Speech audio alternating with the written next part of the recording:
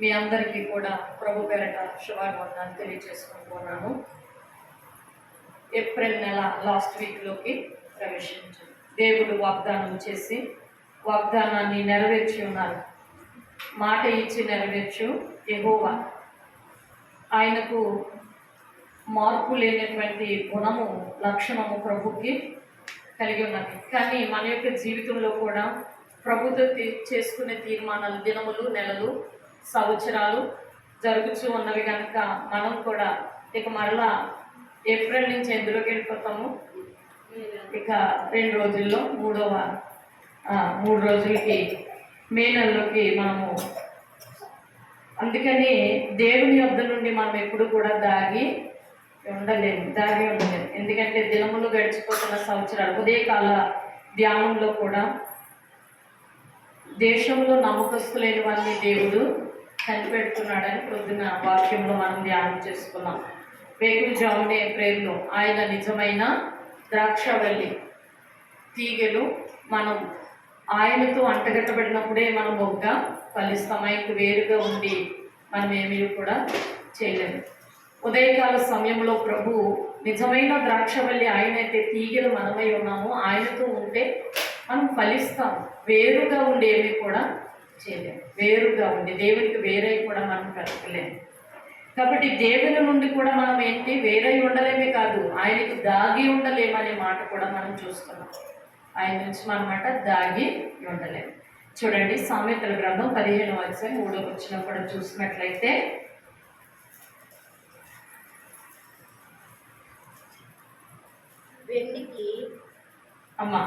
సామెతల గ్రంథం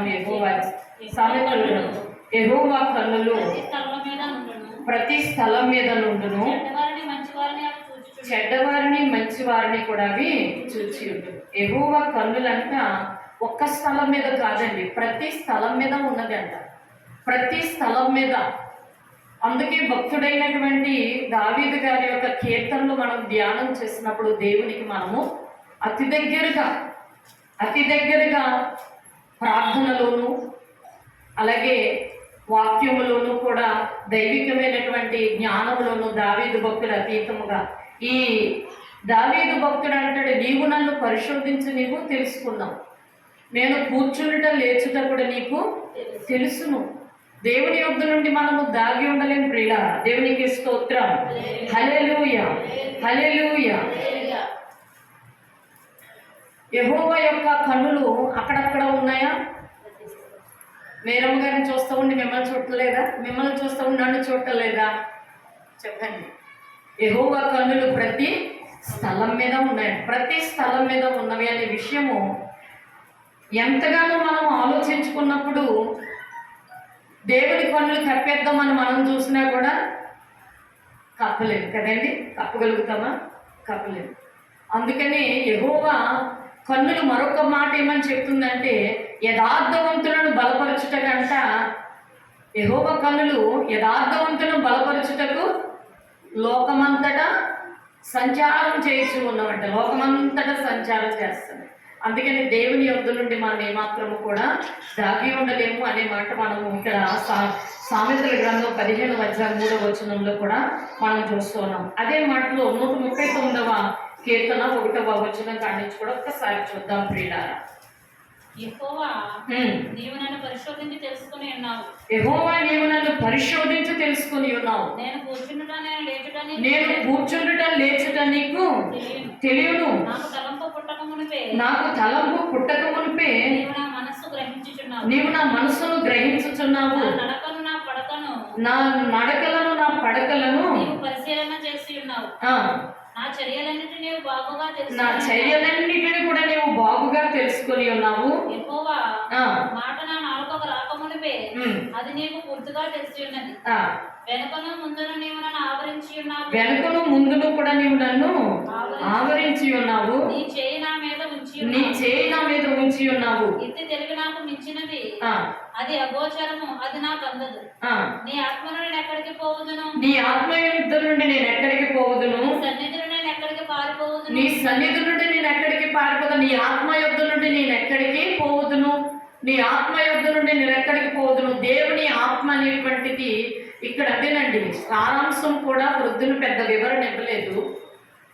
దేవుని ఆత్మ ప్రత్యక్షతలు అనేటువంటిది కడవరి గడియలో చాలా ప్రాముఖ్యమండి. నీ ఆత్మ యుద్ధ నుండి నేను ఎక్కడికి పారిపోతాను? ఈ రోజున మన మధ్యన సంచరించుచున్న వారు ఎవరు చెప్పండి? పరిశుద్ధాత్ముడే. పరిశుద్ధాత్ముడే. అందుకే ఆత్మ ప్రత్యక్షత చాలా ప్రాముఖ్యమండి. ఈ నిజమైన ద్రాక్షవల్లి ఆయనైతే, తండ్రి వ్యవసాయకుడైతే, ఆయనతో అంటగట్టబడి సారం కలిగి అభివృద్ధి కలిగించేవారు ఎవరు అని అంటే పరిశుద్ధాత్ముడు. ఆయన లేకుండా అభివృద్ధిలోనికి రాలేము. ఆయన లేకుండా, పరిశుద్ధాత్ముడు లేకుండా. అందుకని ఈ ఆత్మ యుద్ధ నుండి నేను ఎక్కడికి పారిపోతుంది. ఈ ఆత్మ యుద్ధ నుండి నేను ఎక్కడికి పారిపోతుంది. అలాగే దేవాది దేవుడు ప్రతి మనిషిని కూడా పరిశోధిస్తున్నాడంట. ఆయన పరీక్షిస్తున్నాడు. విశ్వాసంలో పరీక్షిస్తాడు, ప్రార్థనలో పరీక్షిస్తాడు. మన విశ్వాసం కూడా పరీక్షించబడకపోతే పరీక్ష లేకుండా ఏది కూడా ప్రమోషను లేదంట. పరీక్షిస్తాడు. ప్రతి క్షణం కూడా ఆయన మనల్ని పరీక్షిస్తాడు ప్రియులారా. అందుకని క్రీస్తుని వెంబడించేటప్పుడు దేవునికి మనం ఏం చేయాలట? అప్పగించుకోవాలి, ఉపేక్షించుకోవాలి. ప్రతిరోజు కూడా తన సిలువను ఎత్తుకొని మనము దేవుణ్ణి వెంబడించాలంట. సిలువను ఎత్తుకుంటామంటే ఈరోజు చాలా మందిలో కూడా గుడ్ ఫ్రైడే వచ్చేటప్పటికి సిలువను ఎత్తుకొని మోస్తారు. అదో గొప్ప విచిత్రం. కానీ సిలువను ఎత్తుకోమంటే మనం అసలు ఆ సిలువ భారమే మనము మోయలేమండి. ఎందుకనంటే ఒక చెక్కను భుజం మీద పెట్టుకుని గుడ్ ఫ్రైడే వచ్చేసరికి అలా ఊరంతా సంచరించుకుంటూ వచ్చి మళ్ళీ సిలువ మీద వేలాడుతున్నట్టుగా అలాగ ఒక ఫిల్మ్ చూపించినట్లుగా చూపించి మరి ప్రభు నన్ను సిలువను ఎత్తుకోమన్నారని చెప్తున్నారు. అది దేవునికి ఏమై ఉన్నదంటే అవమానకరమై ఉన్నది. సిలువను ఎత్తుకుంటామంటే ఏంటి చెప్పండి అమ్మా? సిలువను ఎత్తుకుంటామంటే ఏంటి? నీ సిలువ మోయుచు నా సిలువ మోయుచు నీ సిలువ నీడను విశ్రమింతును అంతము వరకు. హల్లెలూయా యేసయ్యా మీకే స్తోత్రమయ్యా. పాటలు పాడుకుంటున్నాం. పాటల్లో మంచి అర్థాలు ఉన్నాయి. ఎన్నోసార్లు చెప్పారు. నా సిలువ మోయుచు నీ సిలువ నీడను విశ్రమింతును అంతము వరకు. అంటే పాటలు చక్కగా పాడుకుంటున్నాం. పాటల్లో కూడా స్వార్థ ఉన్నది. నా సిలువ మోయొచ్చు అంటే మన కష్టాలు, మన బాధలు, సమస్యలు ప్రతిరోజు కూడా మోయిచూనే. ఎందుకంటే సుఖం కావాలని అంటే ఇస్తాడు. సుఖం ఎందుకు ఇవ్వడు? దేవుడు తప్పకుండా సుఖం ఇస్తాడు. కానీ సుఖంతో పాటు ఏమున్నది చెప్పండి? మనకు పరీక్ష కూడా, కష్టంలో కూడా పరీక్ష ఉన్నదండి. అందుకే నీ కట్టడలు నేను అనుసరించడానికి నేను ఏమై ఉండాలా? నేను శ్రమనొంది ఉండుట నాకు మేలైన. సిలువ అంటే శ్రమలకు సాదృశ్యం. అందుకే సిలువ ధ్యానం అంటే శ్రమల కూడిక అంటారు కదా. సిలువ ధ్యానం అంటే శ్రమల కూడిక. అంటే శ్రమల దేనికి? యేసుక్రీస్తు ప్రభు వారు శ్రమ పడ్డారు. దేనికోసం? నీ కోసం, నా కోసం, మనందరి కోసం ఆయన శ్రమ పడ్డారు. అందుకు నన్ను వెంబడింపగోరువాడు తన సిలువను ఎత్తుకుని ఏం చేయాలంట? తన సిలువను ఎత్తుకుని ఆయన వెంబడించాలనంటే ఖచ్చితంగా యేసుక్రీస్తు ప్రభు వారి యొక్క పరిచర్యలో భారమునందుచు, అలాగే ప్రతి పలు విధములైన మన కష్టాల్లో, బాధల్లో, శోధనలో కూడా ప్రభుని మనం ఏంటంట వెంబడించాలి. తప్పగాని సంతోషం వచ్చిందని ఒకలాగా, బాధ వచ్చిందని మరోలాగా కృంగిపోకూడదట. శ్రమ దినమున నీవు కృంగిపోతే నువ్వు చేతకాని వాడు అవుతావు. శ్రమ దినమున నువ్వేమాత్రం కూడా కృంగిపోకూడదు. శ్రమ దినమున నువ్వేం చేయాలంటే సమస్యల నుంచి విడిపించగలిగిన దేవుడు అని చెప్పి మనము ఆయన యొద్ద ప్రార్థించాలి. అందుకే నీ కట్టడలు నేను అనుసరించడానికి నేను శ్రమనందు ఉంటే నాకు మేలయ్యింది. మేలు. యాకోబు రాసిన పత్రికలో మేలు గురించి మాట్లాడాడు. 1వ అధ్యాయంలో కూడా చూడండి.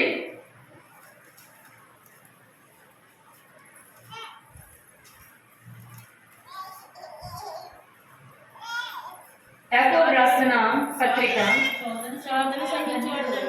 1వ అధ్యాయము శోధన సహించిన వాడు ధన్యుడు. అతడు శోధనను వాడై ఆ, ప్రభు తన్ను ప్రేమించిన వారికి చూడండి, శోధన సహించిన వాడు ధన్యుడు. అతడు శోధనకు నిలిచిన వాడై అతడు శోధనకు నిలిచిన వాడై ప్రభు తన్ను ప్రేమించు వారికి వాగ్దానము చేసిన కిరీటము పొందును. జీవ కిరీటం అంటే వాగ్దానము చేసిన జీవ కిరీటము పొందును. దేవుడు కీడి విషయమే శోధింపనేరుడు, ఆయన ఎవరిని శోధింపడు కనుక ఎవడైనా శోధింపబడినప్పుడు నేను దేవుని చేత శోధింపబడుచున్నానని అనకూడదు. అదండి, దేవుని చేత నేను శోధించబడుతున్నాను. పరిశోధించటం వేరు, శోధించటం వేరండి ప్రియులారా. పరిశోధించటము చెప్పండి, పరిశోధించటం అంటే ఏంటి, ఎక్కడున్నదని పరిశోధిస్తారు కదా. చాలా మంది ఇలా చూస్తున్నప్పుడు ఏంటి పరిశోధిస్తున్నావు అంటాడు. బియ్యంలో రాళ్ళు ఉన్నాయంటే ఏరి ఏరి ఏరి పరిశోధించి వాటిని క్లీన్ చేస్తాం కదా. అలాగా పరిశోధించడం మనలో, అందుకే ఫలించే ప్రతి తీగ మరి ఎక్కువగా ఫలించులాగున నాలోని పనికిరాని తీగలను నీవు తీసి పారవేస్తావు అనే మాట మనము యోహాను సువార్త 17వ ఉదయకాల ధ్యానంలో కూడా మనము ధ్యానించుకున్నాం. యోహాను సువార్త 17వ. ఎందుకంటే పనికిరాని తీగలు తీయటానికి పరిశోధిస్తాడు. ఏమి పరిశోధిస్తాడు? మనలో దేవుడికి విరోధంగా, వింటున్నారా, దేవుడికి విరోధంగా ఉన్నటువంటి ఏదైనా సరే మనలో ఏలుబడి చేస్తుంటే కనుక ఖచ్చితంగా వాటిని తొలగించడానికి దేవుడు పరిశోధిస్తాడు. ఏమంటే శోధన వేరు. శోధన అంటే శ్రమలు, ఇరుకులు, ఇబ్బందులు అనేటువంటిది శోధన. ఆ శోధన వేరు, పరిశోధన వేరు. ఈ శోధన సమయంలో వీళ్ళు ఏం చేస్తారా? ఈ కష్టం వచ్చినప్పుడు వీళ్ళు నన్ను దూషిస్తారా? ఇశ్రాయేలు ప్రజలు అలనాడు ఆ యొక్క అరణ్యంలో కూడా వాళ్ళు ఏం చేస్తారు చెప్పండి? అరణ్యంలో యేసుక్రీస్తు ప్రభు వారి విషయంలో నేటి కాలంలో కూడా అనేక మంది అలాగే దేవుడు మాకు ఏం చేస్తాడండి, మరొక విడ్డూరమైన మాటలు మాట్లాడుతున్నారు. యేసు ప్రభు వారే కొరడా దెబ్బలు తిన్నారు, ఆయనే శ్రమ పడ్డారు, ఆయనే సిలువలో నుంచి చూడండి మరొక దొంగ అవహేళన చేస్తున్నట్లుగానే చాలా మంది. మరి ఆయన దేవుడైతే ఆయన కొరడా దెబ్బలు ఎందుకు తిన్నాడు అంటే నశించుచున్న వారికి సిలువ విలువ ఎలా ఉన్నది చెప్పండి? వెర్రితనం అన్నమాట. నశించుచున్న వారికి వెర్రితనం, అది రక్షించబడుచున్న వారికి దేవుని శక్తి ఉన్నది. ఆయన సిలువ మీద నిన్ను నీవు దిగివచ్చి రక్షించుకుని మమ్మల్ని కూడా రక్షించవచ్చు కదా అన్నాడు ఒక దొంగ. ఈ రోజున చాలా మందిలో లోకానుసారులైనటువంటి మనుషులు కూడా మరి ఆయన దేవుడైతే అలా సిలువ మీద ఎందుకు అలాగా అనేవారు కూడా లేకపోలేదు. కానీ సిలువ మీద ఆయన ఎందుకు అలాగా అనే మాట కనుక వస్తే, అలాగా ఆయన సిలువ మీద తన యొక్క ప్రాణమును పెట్టకపోతే కనుక పాపికి ఏమి లేదు చెప్పండి? క్షమాపణ లేదు, విమోచన లేదు. విమోచన క్రయగర్భగా తన ప్రాణమును మనందరి కొరకు ఆయన పెట్టి ఉన్నారు. కాబట్టి నశించిపోతున్న వారికి సిలువ విలువ ఒక వెర్రితనం, రక్షించబడుతున్న వారికి దేవుని శక్తి ఉన్నది. కాబట్టి శోధన అనేటువంటిది వేరు. అలాగే నీవు నన్ను పరిశోధించి తెలుసుకుని ఉన్నావు. పరిశోధన, దేవుడు మనల్ని పరీక్షిస్తాడు. కష్టం వచ్చినప్పుడు, బాధ వచ్చినప్పుడు ప్రభువుని స్తుతిస్తామా, ప్రభువుని మహిమపరుస్తామా, మోకాళ్ళుని ప్రార్థన చేయడానికి మనము సిద్ధపరచుకుంటామా అని ఆయన మన పరిశోధిస్తాడు. మనం కూర్చుంట లేచుట కూడా ప్రభుకి తెలుసునండి. అంతేకాకుండా ఒకవేళ దేవుడు కీడు విషయమై శోధింపనేరడు. మనకేదో కీడు రావాలని మనల్ని శోధిస్తాడండి. నాకే రావాలి ఈ కష్టాలు, దేవుడే పెట్టాడు నాకు ఈ బాధలన్నీ, నాకే పెట్టాలా ఈ దేవుడి బాధలు అని అంటున్నారు. ఏమండి, నాకే పెట్టాలా అంటే ఇంకొకరికి ఎవరికైనా పెట్టాలా? లేదు కదా. అందుకే ఈ కీడు నిమిత్తము కూడా మరి యోబు గారిని శోధించినప్పుడు కీడు నిమిత్తము పరిశోధించాడు యోబు గారిని చెప్పండి. కీడు నిమిత్తం అండి ఆయన విశ్వాసమును పరీక్షించాడు. ఆ విశ్వాసములో నిలిచిన వాడైనాడు యోబు గారు. మరి మన యొక్క జీవితంలో శోధన వచ్చిందంటే చాలు, శ్రమ దినమున, సామెతల గ్రంథం చూడండి, శ్రమ దినమున నీవు కృంగిన ఎడల నువ్వు చేతగాని వాడిపోతావు. సామెతల గ్రంథం 24వ శ్రమ దినమున నీవు కృంగిన ఎడల నువ్వు చేతగాని వాడు అవుతావు. పట్టబడిన వారిని తప్పించుము, నాశనమందు కొరటకు జోగుచున్న వారిని రక్షింపవా ఉమ్. ఈ సంగతి చాలండి. శ్రమ దినమున నీవు కృంగిపోతే ఏంటంటే ఎవరమంట? చేతకనమాట. అందుకని ప్రతి సమయంలోనూ కూడా దేవుడు నన్ను శోధించడని మాత్రము కీడు విషయమై ఎవరిని కూడా ఆయన శోధించడంటే.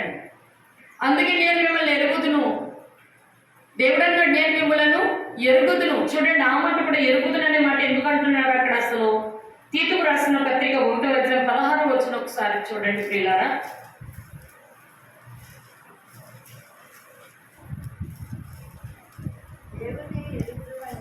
దేవుణ్ణి ఎరుగుదమని వారు చెప్పుకుందరు గాని అసహ్యులను అవిధేయులు, అసహ్యులు. చూడండి దేవుణ్ణి ఎరుగుదమని చెప్పుకుంటారు కానీ అసహ్యులను అవిధేయులు అంటే దేవుని మాటగా ఏమాత్రము కూడా విధేయత చూపేవారు కాదు, లోబడేవారు కాదు. ప్రభు ఏమంటున్నారంటే నేను శోధిస్తున్నాననే మాట కాక నేను పరిశోధిస్తాను అంతే. పరిశోధన అంటే నేను ముందు చెప్పిన మాట మరలా ఎందుకు రిపీట్ చేస్తున్నాను? శోధన వేరు, పరిశోధన వేరు.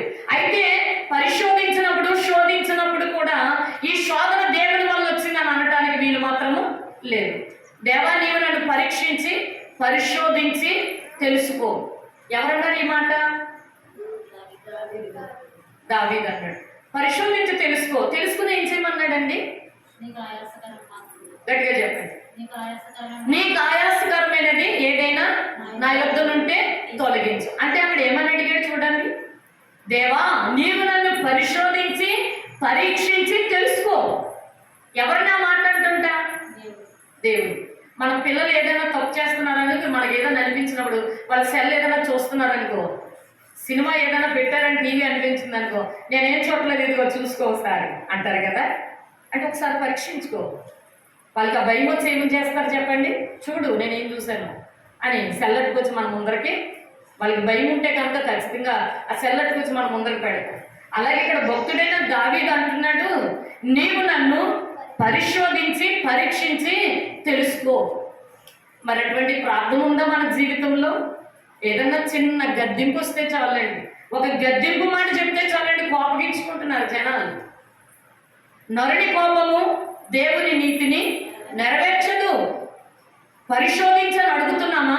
పరీక్షించని అడుగుతున్నామా? నీకు ఆయాసకరమైన ఏదైనా నా యొద్దనుంటే తొలగించు ప్రభా, నన్ను నూతన పరచు ప్రభా, నన్ను పరిశుద్ధపరచు ప్రభా, నాలో నుండి పనికిరాని తీగలు ఏమైనా ఉంటే వాటిని కత్తిరించే ప్రభా. మొక్క కూడా బాగా ఎదగాలని అంటే కనుక చెప్పండి, మొక్క ఎదగాలంటే కనుక పనికిరాని ఎండుపోని అన్ని కత్తిరించేసి శుభ్రంగా చెట్టును దులిపేస్తే తర్వాత అదంతా ఒబ్బుడైపోయి బాగా శుభ్రం అయిపోయిన తర్వాత చిగురు వచ్చి అది బాగా ఫలిస్తుందండి. అందుకే పనికిరాని తీగలు ఉన్నాయన్నీ కూడా కత్తిరించేస్తాం. ఎండుకొని పెట్టుకుని ఉంచుతామా? ఎండుకొని ఎప్పుడు కూడా ఉంచుకోం కదండి. అందుకనే భక్తుడైనటువంటి దావీదు గారు కూడా అన్నారు దేవా నీవు నన్ను పరిశోధించి తెలుసుకున్నావు, నేను కూర్చుంటా లేచుంటా కూడా నీకు తెలుసును, నా తలంపులు పుట్టక మునుపే నీవు ఎరిగి ఉన్నావు. మరొక చోట అంటాడు నీవు నన్ను పరిశోధించి పరీక్షించి తెలుసుకోయ్యా. తెలుసుకుని ఏం చేయాలి? ఊరుకోమన్నాడా? లేకపోతే తన టాలెంటెడ్ తనే పెట్టుకున్నాడా? తన సత్యం ఏంటో తనే పెట్టుకున్నాడా? అలా పెట్టుకోలేదే. నీకు ఆయాసకరమైన ఏమైనా నా యొద్ద నుండి నీకు కనబడితే కనుక దాన్ని ఏం చేయాలి? తీసివేయి ప్రభు అని ప్రార్థించాడు.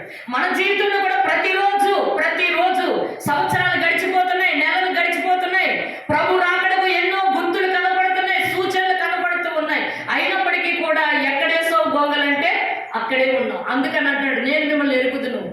ఎందుకు ఎరిగాడంట? చదవండి. తీతుకు రాసిన పత్రికలో దేవుని ఎరుగుదుమని వారు చెప్పుకుందరు గాని అసహ్యులను అవిధేయులను ప్రతి సత్కార విషయము భ్రష్టులనై ఉండి తమ క్రియల వలన ఆయనను అదండి మన క్రియలను బట్టి దేవుణ్ణి ఎరగనట్టు ఉన్నదండి. అసహ్యులు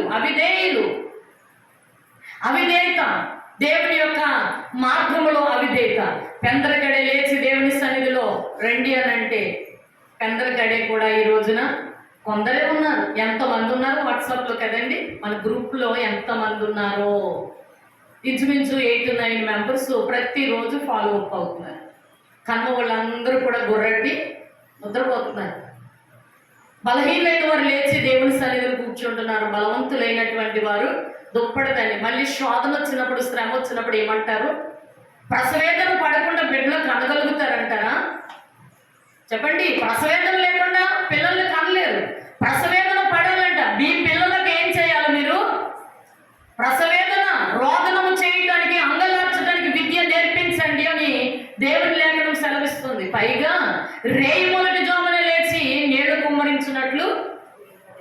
మరి అవిధేయత అనే మాట ఎక్కడ చెప్పండి? అవిధేయత అంటే మాట వినటము విధేయత, మాట వినకపోవటము అవిధేయత. కాబట్టి ఈ రోజున ప్రభు ఏం చెప్తున్నారో, నేను మిమ్మల్ని ఎరుగుదును, మీరు ఏంటి అంటే మీ క్రియలను బట్టి నన్ను ఎరగనట్టు.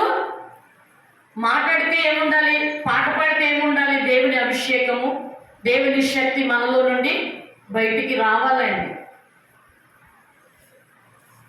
అంతేకాకుండా చూడండి,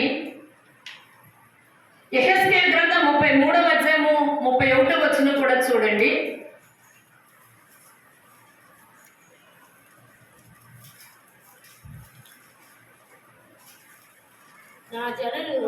నా జనులు రాదగిన విధముగా వారు నీ యొద్దకు వచ్చి నా జనులైనట్లుగా నీ యొద్ద కూర్చుండి, నా జనులైనట్లుగా నీ ఎదుట కూర్చుండి నీ మాటలు విందురు గాని వాటిని అనుసరించి. అదండి, నా జనులైనట్లుగా నీ ఎదుటకు వచ్చి కూర్చుంటారు కానీ. మరి దేవుడికి ఏది ఇష్టం అండి?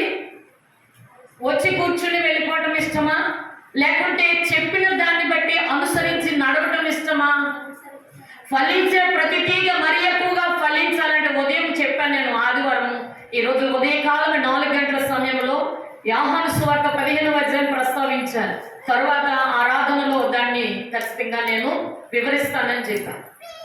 అయితే ఇక్కడ ఖచ్చితంగా ఫలించే ప్రతి తీగ మరి ఎక్కువగా ఫలించాలంటే పనికిరాని తీగలను తీసి పారవేయాలి. నాతో ఉంటేనే మీరు బహుగా ఫలిస్తారు, నాతో ఉంటేనే మీరు బహుగా ఫలిస్తారు. నాకు వేరుగా ఉండి మీరేమీ కూడా చేయలేరు. అందుకే దేవుని యొద్ద నుండి మనము దాగి ఉండలేము. యెహోవా కన్నులు ప్రతి స్థలం మీద ఉన్నవి, అవి మంచివారిని చెడ్డవారిని కూడా చూస్తూ ఉన్నాయి. ప్రియులారా, ఆ భయం అనేది ఉండాలి. మనం కూర్చుంటున్నా దేవుడు చూస్తున్నాడు, మనం లేవటం చూస్తున్నాడు, మన నడకలను చూస్తున్నాడు, మన పడకలను చూస్తున్నాడు, పరిశోధిస్తున్నాడు, పరీక్షిస్తున్నాడు. కాబట్టి పనికిరాని తీగలు ఏదైనా ఉంటే కనుక నాకేం చేయాలి తండ్రి? మీరు కత్తిరించి తీసి పారవేయి, అప్పుడు నేను బహుగా ఫలిస్తాను. సంతోషం ఉంటుంది, ఆనందం ఉంటుంది, అభివృద్ధి ఉంటుంది, ఆశీర్వాదము, ప్రతి శాశ్వత జీవము అంతా కూడా నాకు కలిగి ఉంటానయ్యా అని చెప్పి మనం చెప్పగలం. ప్రియులారా, దేవునికి స్తోత్రం. హల్లెలూయా, హల్లెలూయా, హల్లెలూయా. జీవము గల దేవాది దేవుడైన నా జనులకు రాదగిన విధంగా నీ ఎదుటకు వస్తారు కానీ. చదవండి. నీ మాటలు విందురు గాని వాటిని అనుసరించి ప్రవర్తింపరు. అనుసరించి ప్రవర్తించడంలో దేవునికి ఆనందం. మనల్ని ఏమి అడగట్లేదండి. ఏం అడుగుతున్నాడో తెలుసా? ఆయన ఏం అడుగుతున్నాడో తెలుసా? మీకా సువార్త 6వ అధ్యాయం చూడండి. మీకా రాసిన గ్రంథం చూడండి. సువార్త కాదు, మీకా గ్రంథం 6వ అధ్యాయము 6వ కాడి నుంచి చూడండి. 6:5 చూడండి ఒకసారి. ఏమి తీసుకొని వచ్చి నా జనులారా యెహోవా నీతి కార్యములను మీరు గ్రహించినట్లు, నా జనులారా యెహోవా నీతి కార్యములను మీరు గ్రహించినట్లు మోయాబు రాజైన. అమ్మా, మీకా గ్రంథము 6వ అధ్యాయము 5వ వచనం. నా జనులారా యెహోవా నీతి కార్యములను మీరు గ్రహించినట్లు మోయాబు రాజైన బాలాకు యోచించిన దానిని బెయేరు కుమారుడైన బిలాము అతనికి ప్రత్యుత్తరముగా చెప్పిన మాటలను. ఏమి తీసుకుని వచ్చి నేను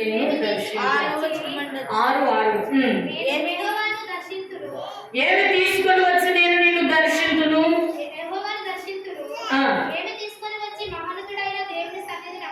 ఏమి తీసుకొని వచ్చి మహోన్నతుడైన దేవుని సన్నిధిని నమస్కారము చేతును. దహన బలులను, ఏడాది దూడలను అర్పించి దర్శించు. వేల కొలది పొట్టేళ్లను, వేలాది నదులంత విస్తారమైన తైలం ఆయనకు సంతోషం కలుగజేయనా? నా అతిక్రమమునకై నా జ్యేష్ఠపుత్రుడు నేను ఇస్తున్నా, నా పాప పరిహారమునకై నా గర్భఫలము నేను ఇస్తున్నా. మనుషుడా, 8వ వచనమండి, మనుషుడా ఏది ఉత్తమమో నీకు నేను తెలియజేయుచున్నాను. ఏది ఉత్తమమో మనుష్యుడా, ఏది ఉత్తమమో అది నేను నీకు తెలియజేయుచున్నాను. న్యాయముగా నడుచుకొనుటయు, కనికరమును ప్రేమించుటయు, దీన మనస్సు కలిగి దేవుని ఎదుట, నీ దేవుని ఎదుట ప్రవర్తించుటయు, ఇంతే కదా యెహోవా నిన్ను అడుగుచున్నాడు. అదండి, మనుషుడా ఏది ఉత్తమమో నేను నీకు తెలియచేయుచున్నాను. న్యాయముగా నడుచుకున్నటయు, కనికరమును ప్రేమించుటయు, దీన మనస్సు కలిగి నీ దేవుని ఎదుట ప్రవర్తించుడు, ఇంతే కదా యెహోవా నిన్ను అడుగుచున్నాడు. అందుకే నేను మిమ్మల్ని ఎరుగుదును, మీరు నన్ను ఎరుగుదునని మీరు అంటున్నారు, కానీ మీ క్రియలను బట్టి న్యాయం కనపట్టలేదు అక్కడ, కనికరము కనపట్టలేదు అక్కడ, దీన మనస్సు అనేది కనపట్టలేదు అక్కడ.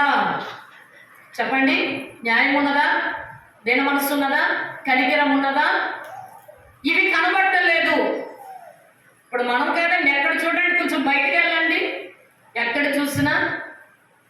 చూసినా ఒక అధికారి దగ్గరికి వెళ్తే ఏదైనా చిన్న పని చేయడానికి ఎంత గర్వము. ఆ ఉద్యోగం ఎందుకు ఇచ్చారో కూడా, ఆ ఉద్యోగంలో ఎందుకు కూర్చున్నాడు, డాక్టర్ ఎందుకు కూర్చున్నాడండి? అతను గర్వంగా ప్రవర్తిస్తే రోగులు వెళ్తారండి.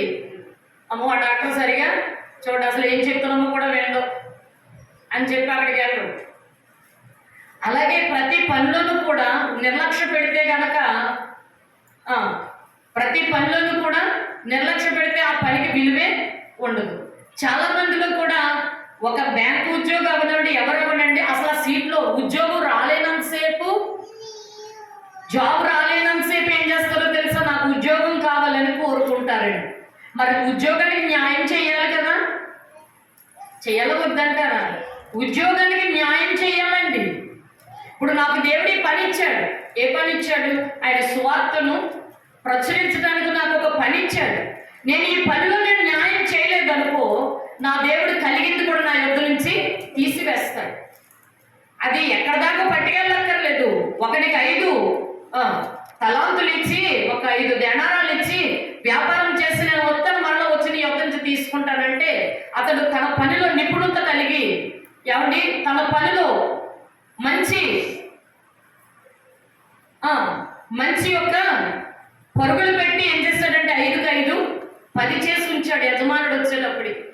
ఒకరికి 2 ఇస్తే అతను కూడా ఆ 2 కూడా 2కు 2 చేసి 4 చేసి చూపించాడు, డబల్.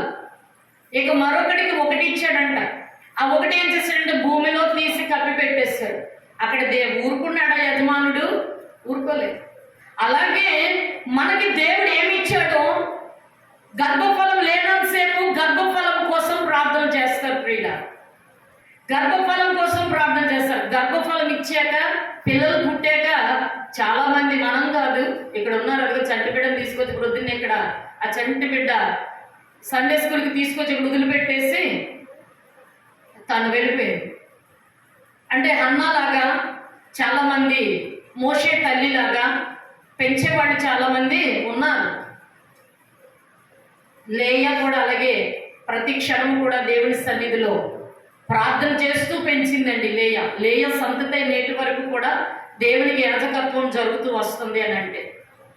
అయితే ప్రియులారా, ఇక్కడ గర్భఫలము లేనంతసేపు కూడా పిల్లలు కావాలి కావాలి కావాలి కావాలని గోజాడతారు. కొద్ది రోజులు పోయాక ఒక 2-3 పిల్లలు పుట్టిన తర్వాత గుడికి రావడానికి ఎవరు అడ్డు వస్తారండి? పిల్లలతో ఏమవ్వట్లేదండి. మరి యెహోషువ గారు ఏమంటున్నారు? నేనును నా ఇంటి వారు కూడా యెహోవాను మాత్రమే సేవిస్తాం. పెందలకడ లేచి ఆతృతపడి కుటుంబం అంతా ఎక్కడ కనపడాలి? దేవుని సన్నిధిలో. ఈ కుటుంబం ఎవరిచ్చారు? యెహోవా యందు భయభక్తులు గలవారు ఇలాగ ఆశీర్వదించబడదురు. నీలో గిట భార్య ఫలించు ద్రాక్షవల్లి వలె ఉంటుంది, నీ భోజనపు బల్ల చుట్టూ నీ పిల్లలు ఒలీవ మొక్కల వలె ఉంటారు. యెహోవా యందు భయభక్తులు గలవారు ఇలాగ ఆశీర్వదించబడతారు. సియోనులో నుండి యెహోవా మిమ్మలను ఆశీర్వదించు ప్రార్థించడం. దేవుడి సన్నిధిలో ఇచ్చిన గర్భఫలాన్ని హన్నా ఎలా తీసుకుని వచ్చిందంటే, ఎవరినైతే ప్రార్థించి ఇదిగో నీ బలిపీఠము చెంత నేను ప్రార్థన చేసుకుని వెళ్ళాను, సిలోహు మందిరానికి వచ్చి ఏ స్త్రీనైతే ప్రార్థన చేసుకుని వెళ్ళానో ఆ స్త్రీని నేనే, ఈ కుమారుని దయచేయమని అడిగాను అని చెప్పి ఎవరిని తీసుకుని వచ్చిందండి? సమూయేలు గారిని తీసుకుని వచ్చి దేవుని సన్నిధిలో అర్పితం చేసింది. ఈరోజు ఏమి తీసుకుని వచ్చి నేను నిన్ను దర్శిస్తానయ్యా? ఏం తీసుకుని వచ్చి దర్శిస్తాను నిన్ను? సమస్తం ఆయన ఇచ్చినదే. న్యాయముగా నడుచుటయు కనికరమును చూపుటయు దీన మనస్సును కనికరమును ప్రేమించుటయు దీన మనస్సు కలిగి నీ దేవుని ఎదుట ప్రవర్తించుడు, ఇంతే కదా నేను నిన్ను అడుగుచున్నాను.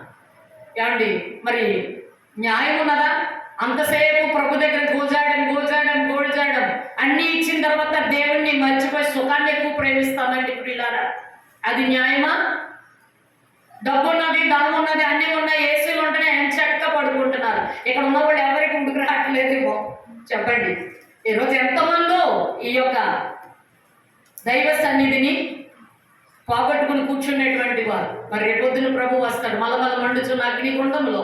అక్కడ ఏసీలు ఉండవు, ఏమండి, ఫ్యాన్లు ఉండవు, ఏమీ ఉండవు. ఇంకా ఎంతసేపు పండ్లు కొనుక్కుంటమే. పండ్లు అంటే తినే ఫ్రూట్స్ కాదు, మన పళ్ళు పటపటని కొరుక్కునే. ఈ బాబోయ్, లాజరును చూసి ధనవంతుడు ఎలాగైతే విలపించేస్తున్నాడో అలా విలపించే రోజులు వస్తాయి. వాటి నుండి తప్పించుకుంటానికి ఈ కూడికలు ముందుగానే పరలోక రాజ్యాన్ని మనము బ్రతికుండగానే భూమి మీద సిద్ధపరచుకో.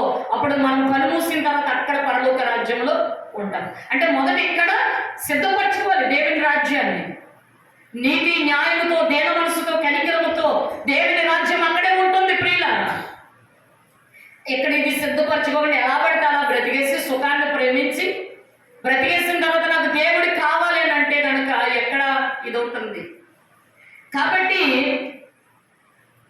బిడ్డలు పుట్టలేనంతసేపు నేను కావాలని అడుగుతారు. పిల్లలు పుట్టిన తర్వాత జరిగేది ఏంటి అని అంటే ఆ పిల్లలు అడ్డొచ్చేస్తున్నారు అంటే పిల్లలతో ఏం అవ్వట్లేదంట, తెవట్లేదు. తర్వాత ఇంకోటి ఉన్నది, పెళ్లి కాలేనంతసేపు మ్యారేజ్ అవ్వాలి అని ప్రార్థించండి అంటారు. మ్యారేజ్ అయిపోయిన తర్వాత ఎవరు అడ్డొస్తున్నారండి ఇప్పుడు? బాబోయ్, మా ఆయనంటే అస్సలు ఊరుకుంటలేదండి. ఆయనకి చెప్పావా ఎప్పుడైనా మీరు నాకు దేవుడిచ్చిన బహుమతి అండి, దేవుడిచ్చిన బహుమానం, ఎందుకంటే నాకు వివాహము కావాలని దేవుని సన్నిధిలో నేను అంటే అది కూడా భయమే కాకుండా అన్నమాట చెప్పుకుంటానికి. అంటే దేవుడి కంటే మనుషుడే ఎక్కువ, దేవుడి కంటే ఎక్కువ దేవుని కూడా ప్రేమించడం. లోబడాలి, భర్తకు లోబడాలి, కాదని ఎవరు అన్నారు చెప్పండి? భర్తకు లోబడాలి, కాదని ఎవరు చెప్పారు? భార్యలారా మీ భర్తలకు లోబడి ఉండండి, లేఖనం సెలవిస్తుంది లోబడి ఉండాలి. కానీ నువ్వు సాక్ష్యం చెప్పగలుగుతున్నావా? ఈరోజు ఈ వివాహము నేను మిమ్మల్ని పెళ్లి చేసుకోవడానికి కారణం దేవుడే నాకు ఇచ్చిన ఒక బహుమతిగా దేవుడు మిమ్మల్ని నాకు దయచేస్తాడు. ఈరోజు నేను ప్రార్థించుకుని ఆయన సన్నిధిలో కనబడాలంటే ఒక ఆత్మను రక్షించిన దాని అవుతావు, రక్షించిన వాడు అవుతావు. నీకెందుకంత భయము అంటే సృష్టికర్తనే మర్చిపోయే పరిస్థితి, కలగజేసిన దేవుణ్ణే మర్చిపోయే పరిస్థితి. నిన్ను పెంచి పెద్ద చేస్తే మమ్మల్ని మర్చిపోతామని తల్లిదండ్రులు పిల్లలను అడగరా? అధికారం లేదండి. పెంచాను, పెద్ద చేస్తాను, కనుక్కున్నాను, అన్నీ ఇచ్చాను, నీవు నన్ను మర్చిపోయావని అడిగే అర్హత, హక్కు తల్లిదండ్రులకు లేదా? అలాగే మన పరలోకపు తండ్రికి కూడా మన మీద హక్కు ఉన్నది. ఆయనకు హక్కు ఉన్నదండి. ఆయన మర్చిపోవడానికి వీలు కాదు. మనం ప్రతిరోజు కూడా ఆయన చేస్తున్న ఉపకారాలను మనం మర్చిపోకూడదు. నా ప్రాణమా యెహోవాను సన్నిధించు, ఆయన చేసిన ఉపకారములలో దేనిని నువ్వు మరవద్దు. ఆయన నీ సంకటములు ఏవైతే ఉన్నావో అన్నీ కూడా కుదుర్చివాడు ఆయనే అని ప్రాణము ప్రభుని గలపరుస్తూ ఉన్నది. నా ప్రాణమా, నా అంతరంగంలో ఉన్న సమస్తమా ఆయన పరిశుద్ధ నామమును సన్నిధి. ఆయన చేసిన ఉపకారం ఈరోజు నీ బలము చేత సంపాదించుకున్నానని అనుకుంటున్నావేమో, నీ సామర్థ్యం చేత నీకు అన్ని కలిగానని అనుకుంటున్నావేమో. సామర్థ్యం అంతా కలగజేస్తున్న వాడు ఆయనే. ద్వితోపదేశ కాండం 7వ అధ్యాయంలో ఒకసారి చూద్దామా ప్రియులారా? నేను విడిచిపెడుతున్నాను, ఎక్కువ సమయం ఉంచనండి. అలాగే తిరిగి 7 గంటలకి మళ్ళీ ప్రేయర్ ఉన్నది కాబట్టి, తెల్లవారుజామున 4 గంటల నుంచి 6 గంటల వరకు ప్రేయర్ ఉంది కాబట్టి నీవు స్వాధీనపరచుకొని పోవు దేశంలోనికి. చూడండి 8వ అధ్యాయము 8 చూడండి. అయితే యెహోవా అది గోధుమలు ఎవరు ఉండే కదండి 8వ అధ్యాయము మీరు బ్రతికి అభివృద్ధి నుండి మీరు బ్రతికి అభివృద్ధి నుండి యెహోవా మీ పితరులతో ప్రమాణం చేసిన దేశములకు పోయి దాన్ని స్వాధీనపరచుకున్నట్లు ఆ. నేను నీకు ఆజ్ఞాపించిన ఆజ్ఞలన్నిటిని అనుసరించి నడుచుకొనవలెనని మరియు నీవు ఆయన ఆజ్ఞలను గైకొందువో లేదో నిన్ను శోధించి నీ హృదయంలో ఉన్నది తెలుసుకుని నేను అనుచు నిమిత్తమును అరణ్యముని 40 సంవత్సరాలు నీ దేవుడిని యెహోవా నిన్ను నడిపించిన మార్గం అంతటిని జ్ఞాపకం చేసుకో. అది చాలండి. ఇంకొన ఒక్కసారి చూద్దాం. ఇదే మాటలో మీరు బ్రతికి ఆగండి.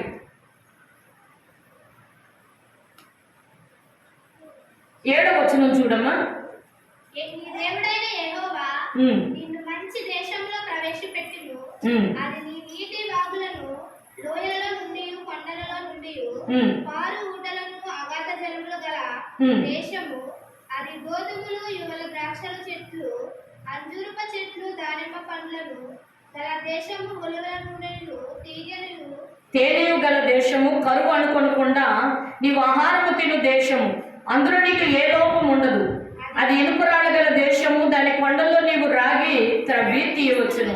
నీవు తిని తృప్తి పొంది నీ దేవుడైన యెహోవా నీకు ఇచ్చిన మంచి దేశమును బట్టి చూడండి నీవు తిని తృప్తి నొంది నీ దేవుడైన యెహోవా నీకు ఇచ్చిన మంచి దేశమును బట్టి ఆయనను స్తుతింపబలెను.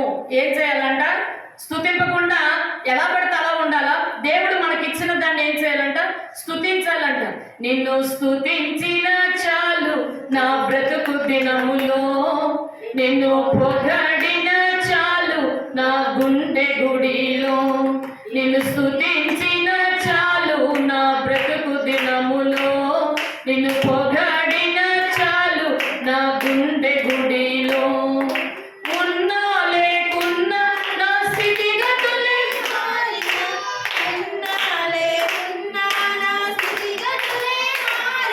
నీ సన్నిధిలో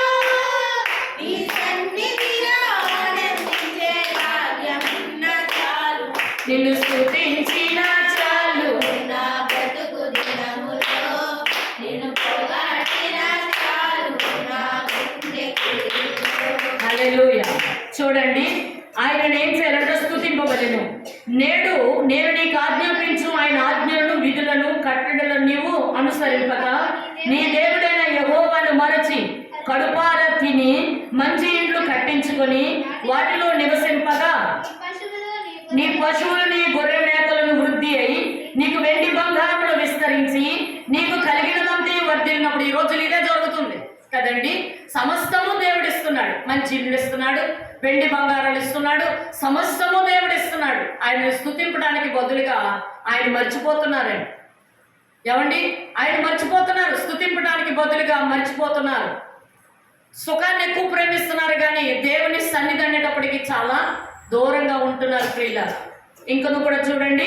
మనసు మదించి దాసుల గృహమై ఐగుప్తు దేశంలో నుండి నీకు రప్పించిన నీ దేవుడైన యెహోవాను మరచెదవేమో.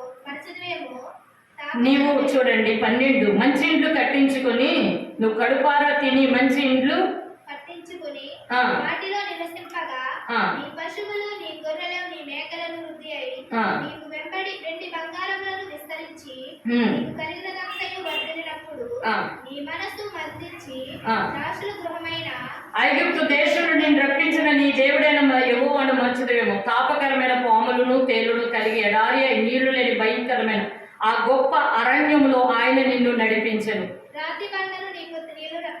ఆనాడు వాళ్ళు ఇశ్రాయేలు ప్రజలను అరణ్యములో పాములు తేళ్లు అండి అరణ్యంలో ఎడారిలో నీళ్లు లేని ప్రదేశం అంతా నడిపించారేమో. ఈరోజు మన జీవితంలో కూడా కష్టాలు, బాధలు, శోధనలు, కరువు, ఇబ్బంది, ఇరుకులో వినాలి మీరు.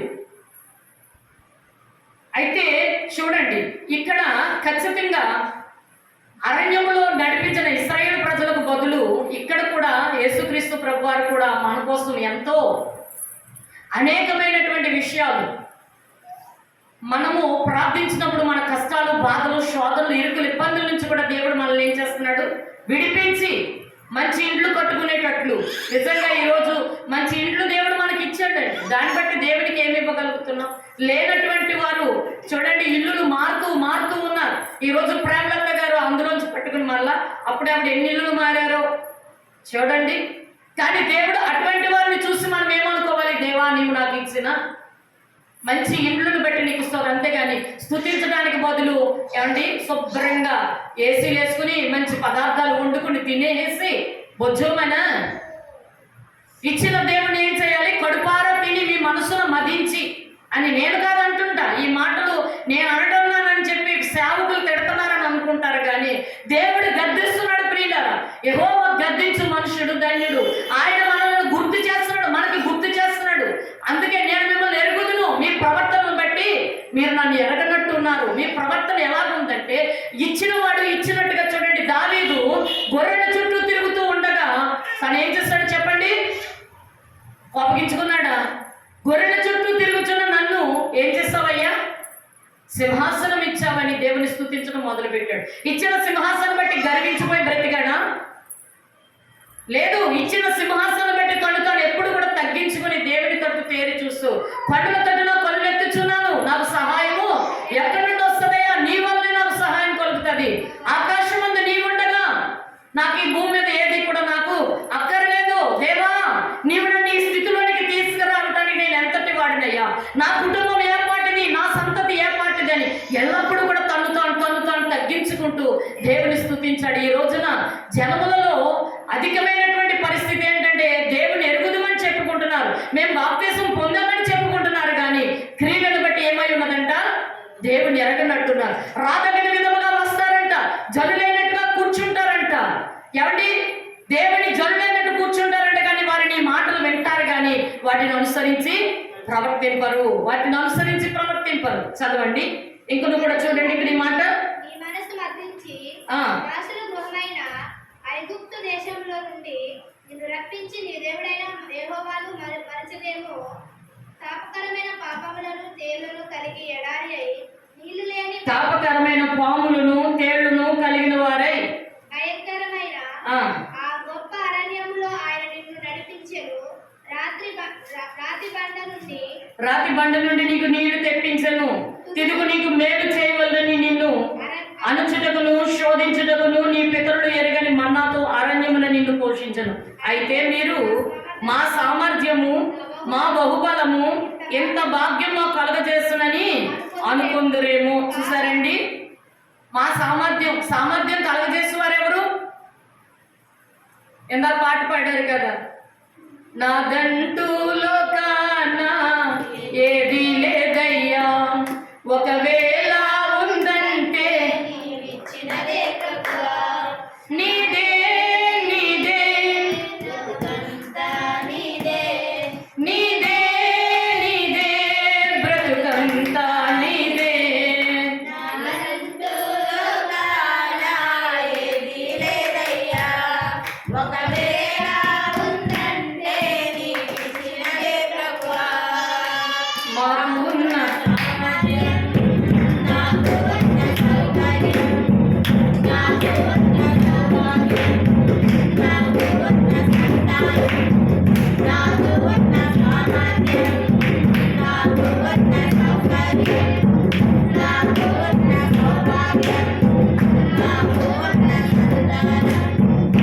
Hallelujah.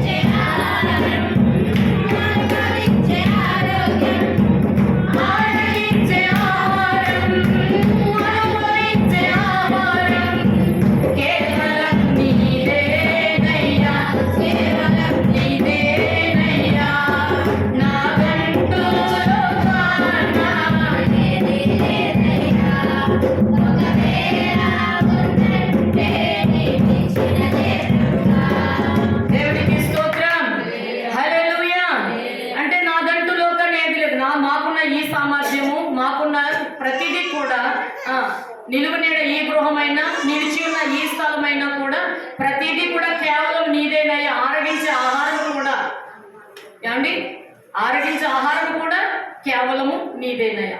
ఈ సామర్థ్యం ఎవరిది అని అంటే దేవుడే కలగజేస్తాడు. ఎంతో మందికి చూడండి ఆహారం లేక కొట్టుముట్లాడుతున్నటువంటి వారు కూడా లేకపోలేదు. ఈ రోజున అనాథాశ్రయాలు ఒక్కసారి చూడండి, వృద్ధాశ్రమాలు ఒక్కసారి చూడండి, అక్కడ కూడా ఎలాంటి పరిస్థితులు ఉన్నాయో. కానీ ఈరోజు ప్రభు మనకు అన్నీ ఇవ్వగా మనసున మదించి, అంటే ఇంకా మనసు ఏమైపోయింది, మదించిపోయింది అనమాట. మనసున మదించి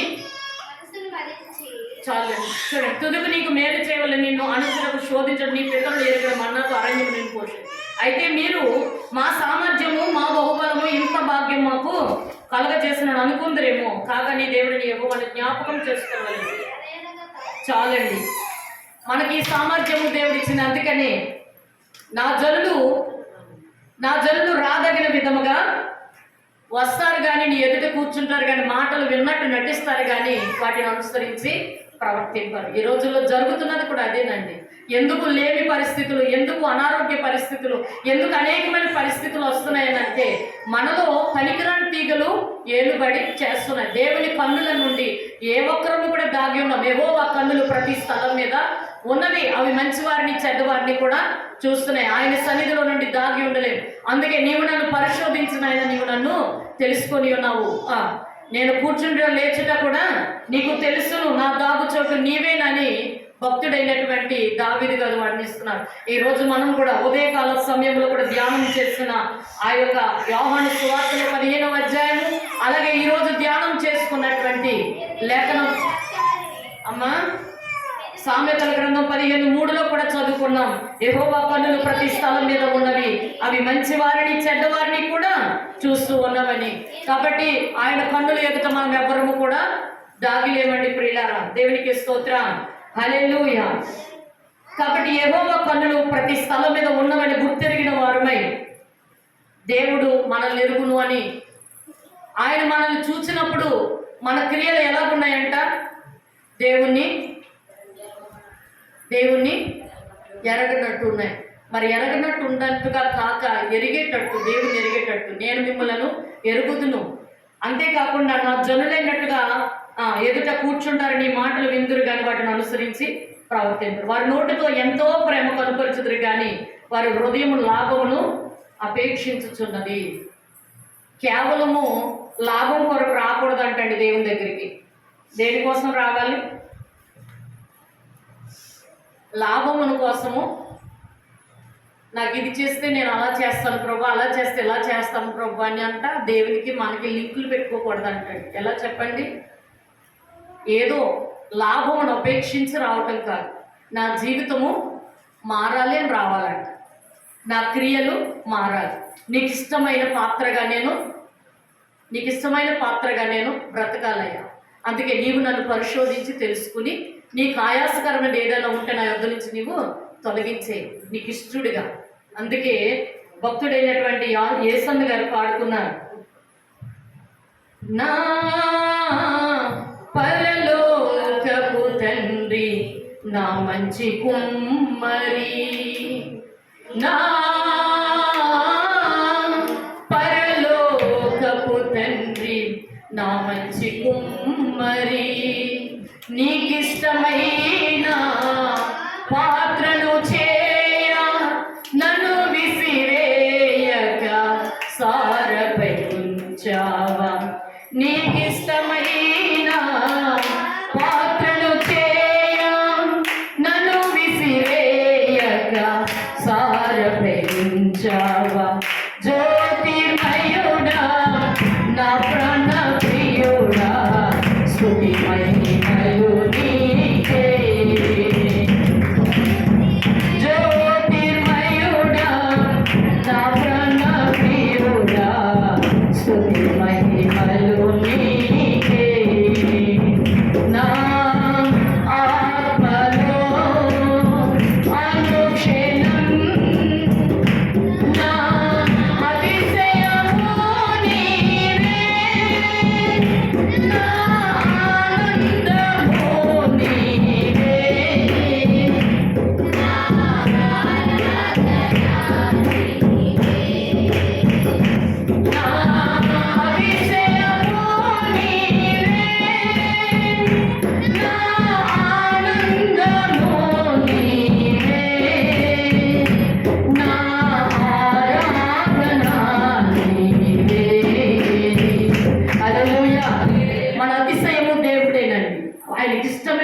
పాత్రలుగా ప్రభా నీవు నన్ను పరిశోధించి తెలుసుకుని నీకు ఇష్టమైన పాత్రగా నన్ను ఏం చేయాలి, నన్ను విసిరేయొద్దు కూడా, నీ పాత్రగా నన్ను మలుచుకోమన్నప్పుడు దేవుడు భూమి మీద మనము ఆశీర్వదించబడటమే కాక అనేక మందికి ఏం చేస్తాడు చెప్పండి, దీవెనకరముగా మార్చివేస్తాడు. ఏదో లాభమును అపేక్షించి ఇది చేయమని అది చేయమని అని కాదు. అడగండి, తండ్రినే అడగకపోతే బయట వాళ్ళని ఎవరు కూడా మనము అడగలేము కదా. మనం ఏమడిగినా సరే తల్లిదండ్రులను మాత్రమే పిల్లలు అడుగుతారు కదండి. అందుకే మీరు చెడ్డవారై ఉండి కూడా మీ పిల్లలకు మంచి ఈవులను ఇయ్యనెరిగి ఉండగా మీ పరలోకపు తండ్రి అంతకంటే శ్రేష్టమైన ఈవులను ఇచ్చును అని రాయబడింది. ఇస్తాడు, తప్పకుండా ఇస్తాడు, కానీ ఆయన మాట వినడం ఎంతో శ్రేష్టమండి. మొదటిగా పనికిరాని తీగలు తీసి పారవేయమని ప్రభుని మనము మరి అడగాలండి ప్రియులారా. అలాగే దేవుని కనుదృష్టికి మనం మొరగే లేమని చెప్పి మన